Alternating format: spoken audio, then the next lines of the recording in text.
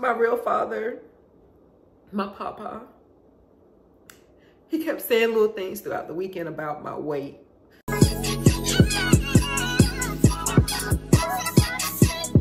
Good morning, loves. Welcome back to my channel. If this is your first time here, make sure you comment, like, subscribe, and share so you can keep coming back and getting all the love that you need from me and more. Loves, it is Monday. Happy Vlogmas Day, December 11th. What? Oh my gosh. This is the week.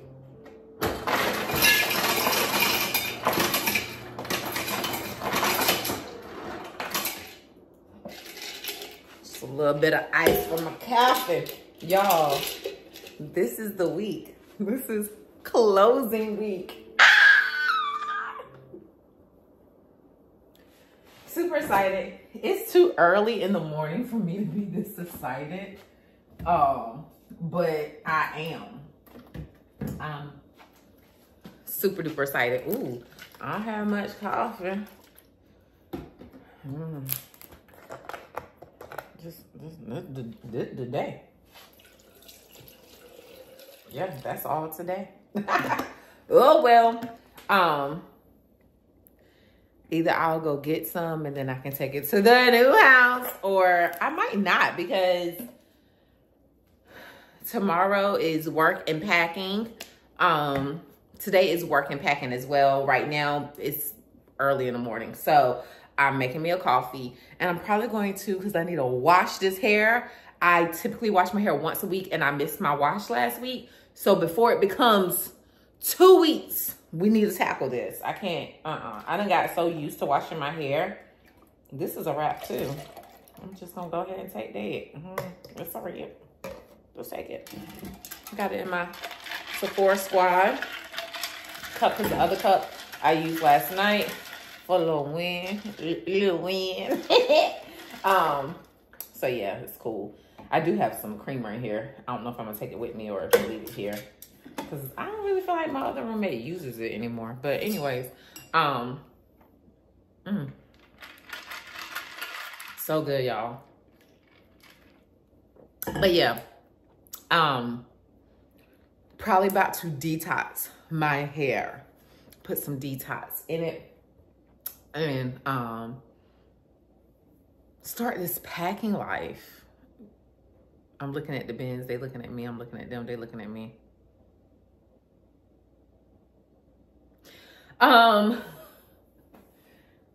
Because I cannot procrastinate any longer. Why am I standing here with the fridge open? I cannot procrastinate any longer, and I need to like go through clothes again. I've been through clothes since I moved here. Probably like 3 times, 2 or 3 times. But this time for real, I'm like, I will hold on shit just like, what if? What if? No. Tori, you ain't worn that in 3 years. My guy, let it go. Let it go. So, yeah. Really gonna go through some things, get rid of some things, pack up some things. I feel like packing should not take long. My clothes in the closet, what I'm going to do for those is put a trash bag over them, tie it at the end. Like, take a trash bag, put a little slit in the, well, the bottom of the trash can, use it as the top, put a little slit and put that over, tie it at the bottom, and just transport them in my car to the new crib. From there, directly onto the hook. You know what I mean? Make it easy peasy lemon squeezy. So I'm going to do that. And then the clothes that's in the drawers. I do have 2 plastic drawers that have clothes. One has clothes and, excuse me, clothes and, what else is it? What else is in that thing? Oh, products. I'm thinking about taking the products out and putting them all in a bin, and using that for some clothes, because I don't have dressers yet. So clothes are already like beat in there. You get what I'm saying? Like clothes I'm currently wearing, that's probably what I'm going to do. Take out the clothes I'm not wearing, because I think there's like bathing suits and stuff in there. Take those out for now. Put the clothes in that I am currently wearing. And do that. I don't know. We'll figure it out as we go. It's not going to be stressful this week. We're going to try to not have a stressful week.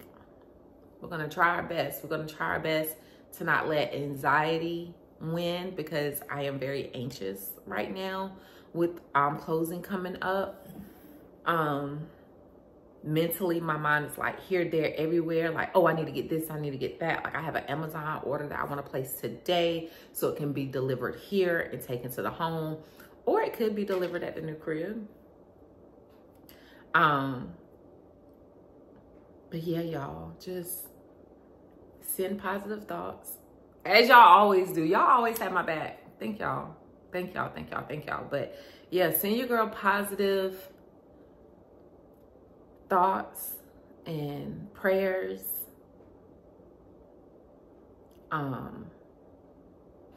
If you against me, don't pray for me. And I can't believe I even said that, because I'm really particular about like asking people to pray for me.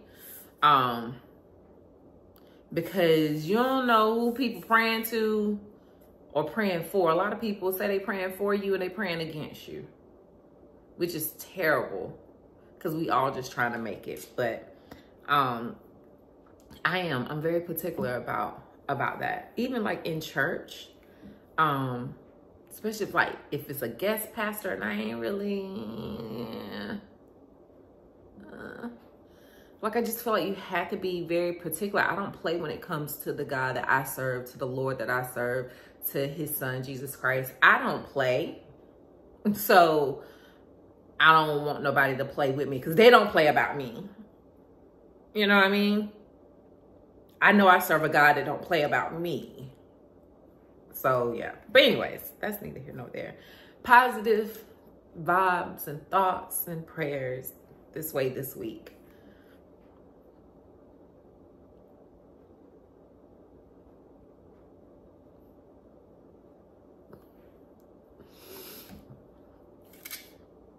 I don't even know. I'm getting emotional right now.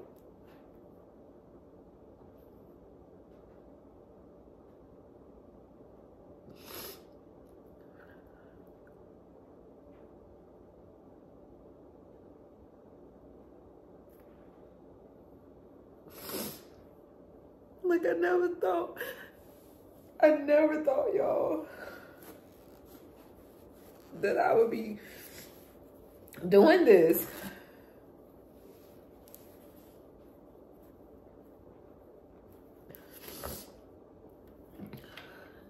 I never wanted to do it by myself, but you know, life is life. And it doesn't mean that my husband isn't on the way, because I firmly believe that my husband is still on the way.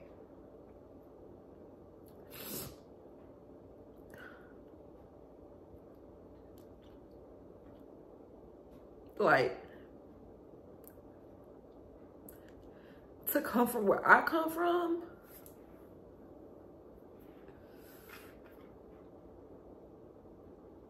the country, tobacco rows and fields and racism all around.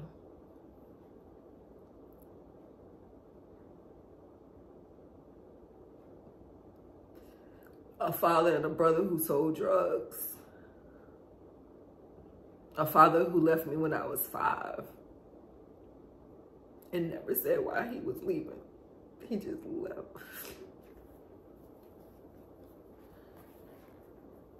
And I know that can sound confusing when I just said that. I consider my stepfather to be my daddy. I am such a daddy's girl. So when I say a daddy that sold drugs, I'm talking about my stepfather. He's been in my life since I was like 1.5, 2. My real father, he's from Barbados. And he came to the States in the 80s. Early 80s. Because I'm an 85 baby.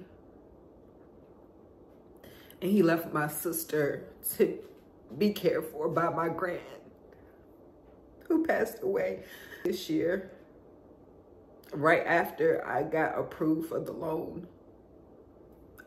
I lost her and my maternal uncle back to back. And I don't even know if I've still processed their deaths. But yeah, she raised my sister. And my brother was raised by his mother in Barbados with the help of my grand. And I was a Papa girl too. I called my real father Papa. And he would come and get me on weekends. And I would spend the weekends with him. And I can remember some of those weekends.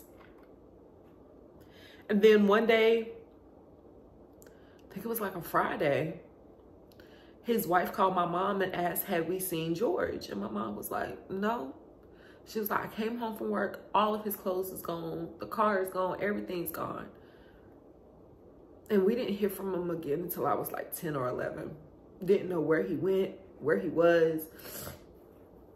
It seemed like my aunt and grandmother really didn't know where he was. Neither, like, seems like he was always somewhere new. So it was hard for them to even be able to tell us. And my father, unfortunately, it's not like he helped my grand take care of my sister. He wasn't sending money back or anything like that, you know. He wasn't doing anything to help my brother's mother, you know. So he wasn't a part of our lives.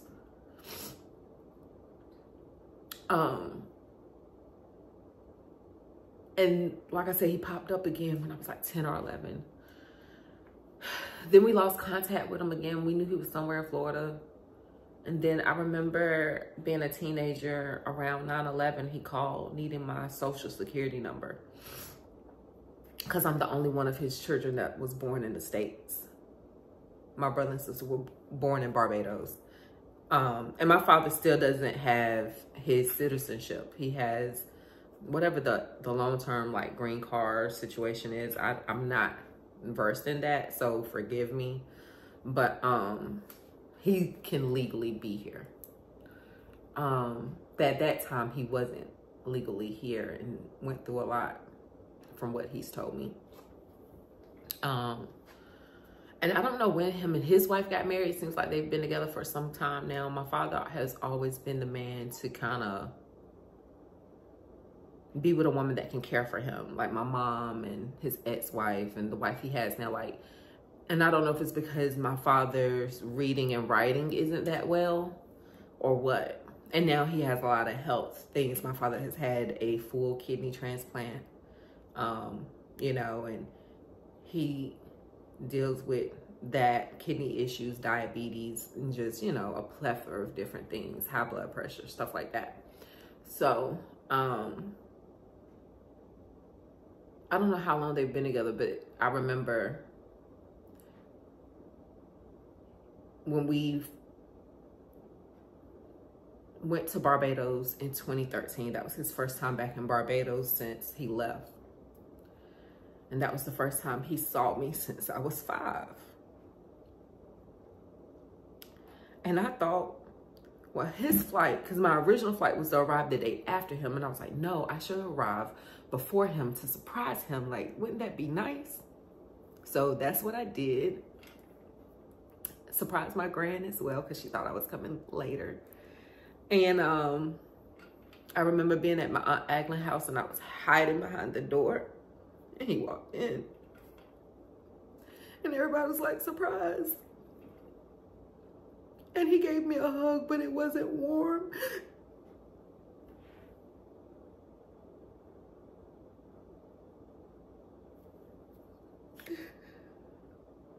You know how you've worked on things.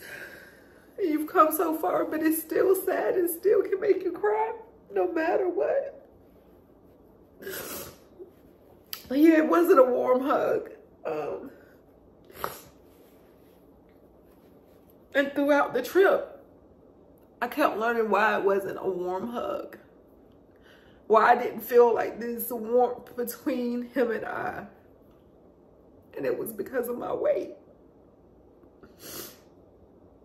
My real father, my papa, he kept saying little things throughout the weekend about my weight. Like how I needed to watch this, how I needed to watch that. And I was heavier then. Like I'm a big girl now, but being 247 versus being almost 350 pounds is a, you know, it's a difference. I think it was like 330 back then.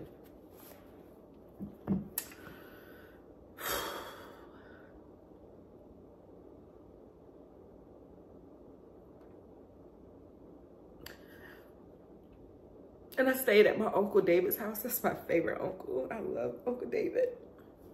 And one time my father, he walked in and he said something.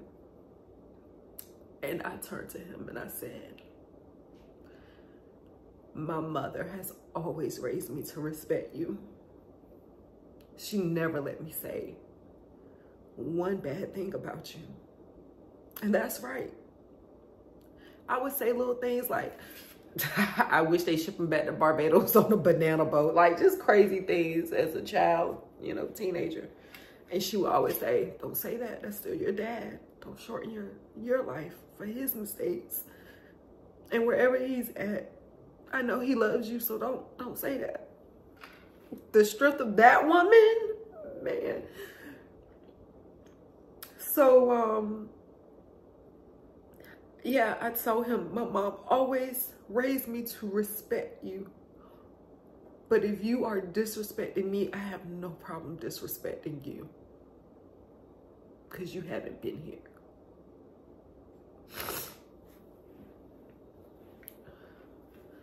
And his wife is very, like, she has like very, like, mannish mannerisms. She's not real, like, soft and loving. I don't know if she's soft and loving towards him. I don't get that vibe, but she's not a warm.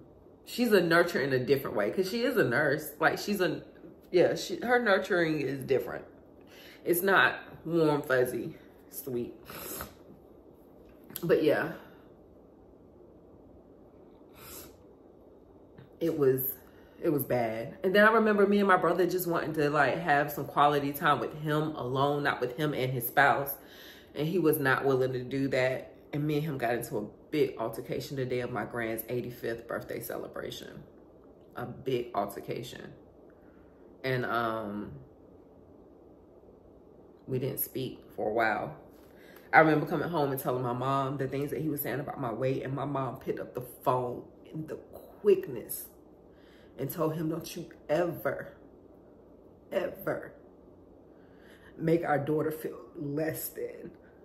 When you have a daughter who has a degree, who has helped people, who has her own home, like, well, apartment right at that time, but you know, she lives on her own, she has her own car, she's being responsible. Don't you dare.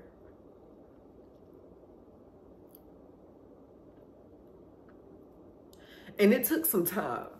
It took some time after that. After that situation in 2013, it definitely took some time. But with God's grace and mercy, I was able to forgive my father. And so don't take it wrong. Like these tears doesn't mean hatred. It's just no matter sometimes how far removed you are from something or how you have healed from something, it can still hurt sometimes, you know. But I decided to forgive my father because forgiveness is for me. It's not for him. And I don't want to live with that. Because if I'm able, my parents are older. All my parents are in their 70s. And if I'm able to get married and have all three of them here, and if I was to have a wedding, because I really don't want a wedding, I would have both of my fathers walk me down the aisle. I would. I would. I would love to have both of them walk me down the aisle. And like my brothers walking behind them. Like, I don't know if my brother Steven would be able to. But definitely my brother dad's. I mean, I would want both, but Steven works so much. Lord, who knows what that man. But I don't even know how we got here, y'all. I was just saying, a girl from a small town, Fuquay-Varina, North Carolina. God has been so good to me. Never thought I would be here building my home. And I know people are like, girl, you being extra. I don't care. I don't even care. Because it's exciting, it's new, it's a goal, it's a life accomplishment, it's a blessing. It's God's goodness. It's God showing when we're faithful, He is faithful to us. And I thank you, Lord. I thank you, Lord. Thank you.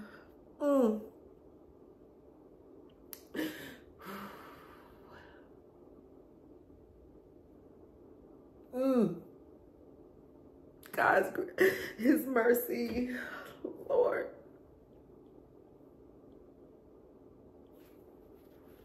Y'all just don't understand. If you don't know how good God is, you need to figure out a way to get closer. Because my God, amazing. Anyways, I ain't gonna go to church. No more than I've already done, right? But let me get my booty upstairs. Take these flat twists, like I have flat twists. Ooh, Jesus, Lord, crazy. Take these flat twists out and get my detox in my hair so that it can sit for a while before I wash it and before I get the workday started. Whew. It's gonna be some early mornings this week because we got a lot to do.